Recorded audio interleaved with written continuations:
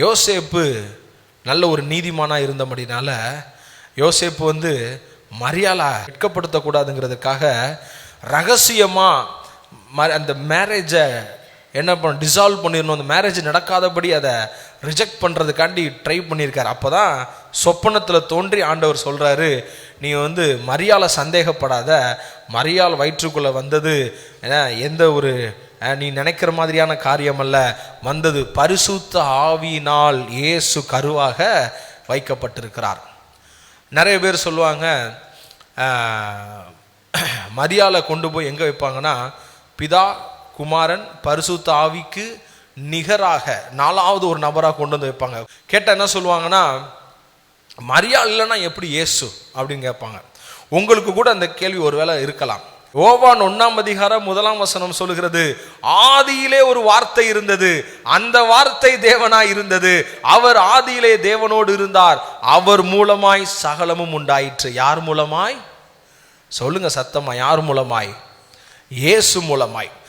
மரியாள் இயேசுவை சிருஷ்டிக்கல, இயேசுதான் மரியாளை சிருஷ்டித்தவர். ஹல்லேலூயா. மரியாள் இயேசு பிறப்பதற்கு ஒரு காரணமாய் அல்லது ஒரு கேரியர் இல்லையா, கொண்டு வந்து சேர்த்த ஒரு பாத்திரம். அப்போ மரியாள் இல்லைன்னா வேற ஒரு ஸ்திரீயை ஆண்டவர் சூஸ் பண்ணியிருப்பார். மரியாள்கள் எத்தனை வேணாலும் வரலாம், ஆனால் இயேசு ஒருவர் மாத்திரமே. ஹல்லேலூயா. இந்த மரியாள் ஆண்டவருக்கு ஒப்பு கொடுக்கல, விசுவாசிக்கல, ஏற்றுக்கொள்ளல அப்படின்னா யார் வந்திருப்பா? வேறு ஒரு ஸ்திரீ ஆண்டவர் சூஸ் பண்ணியிருப்பார், வேறொரு மரியாளை தேர்ந்தெடுத்திருப்பார், வேறொரு மார்த்தாலையோ மரியாளையோ யாரோ ஒருத்தர் என்ன பண்ணியிருப்பார், ஆண்டவர் தேர்ந்தெடுத்திருப்பார். ஆனா இயேசு ஒருவர் தான். ஹல்லேலூயா. இயேசுவே சொல்லியிருக்கார் ஒரு இடத்துல, நீங்க வீட்டுக்கு போய் வாசிங்க. பரிசேயர்கள் சதுசேயர்லாம் கூடி நின்றுட்டு, உனக்கு 50 வயசு கூட ஆகல, நீ ஆபிரகாமை பார்த்த மாதிரி பேசுறியே அப்படின்னு கேட்குறாங்க.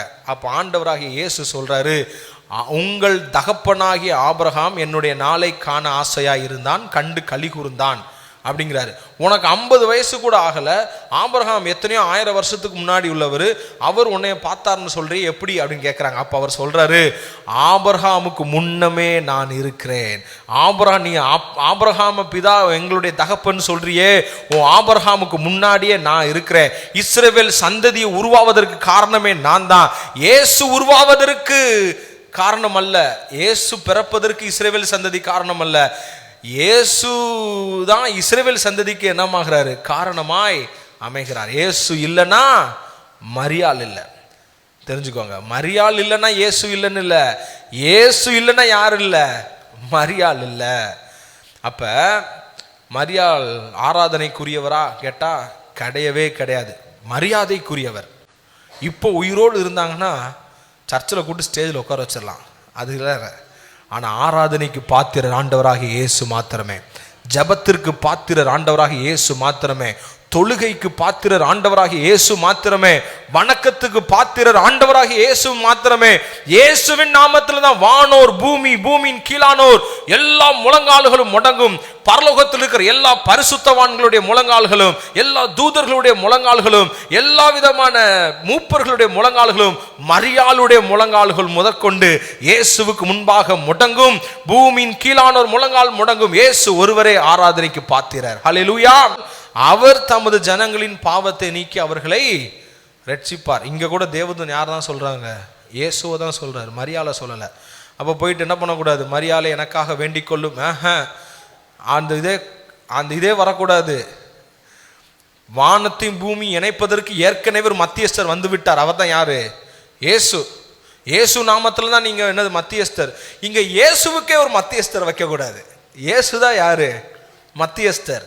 இயேசுதான் நம்மளையும் பரலோகத்தையும் நம்மளையும் பிதாவையும் இணைக்க வந்த ஒரு இணைப்பு.